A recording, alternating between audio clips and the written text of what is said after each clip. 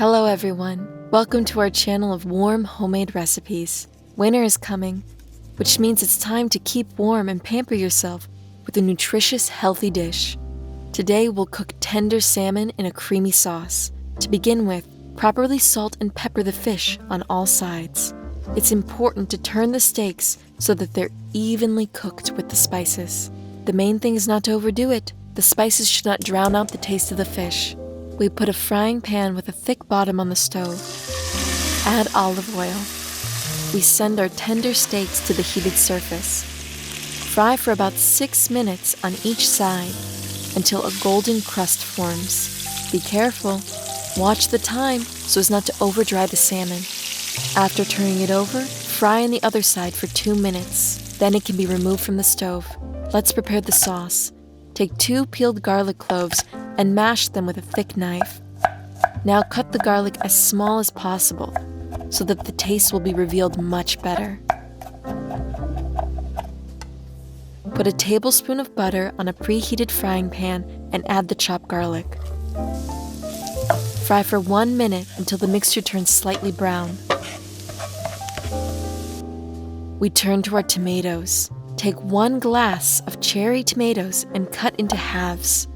Tomatoes will give our sauce the necessary sourness so that the taste will be as balanced as possible.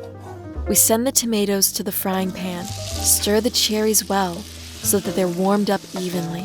After a couple of minutes, add a little salt and pepper. This will speed up the process of separating the juice. It's spinach time.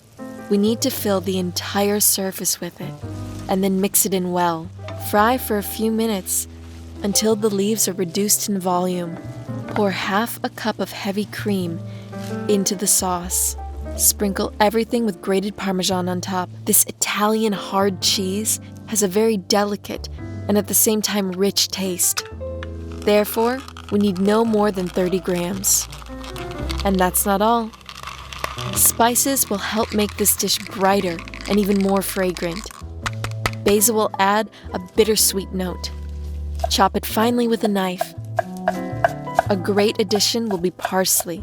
We chop up our small bunch of greens very finely. After that, we remove everything that remains from the blade.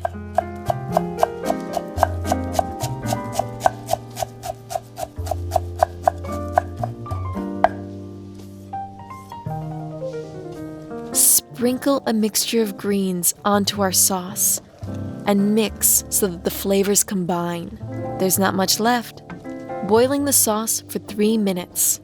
During this time, excess moisture will evaporate and the taste will become even more saturated. After that, we put the fish steaks in the sauce. We pour on the sauce abundantly from all sides and leave them on the fire for another 2 to 3 minutes.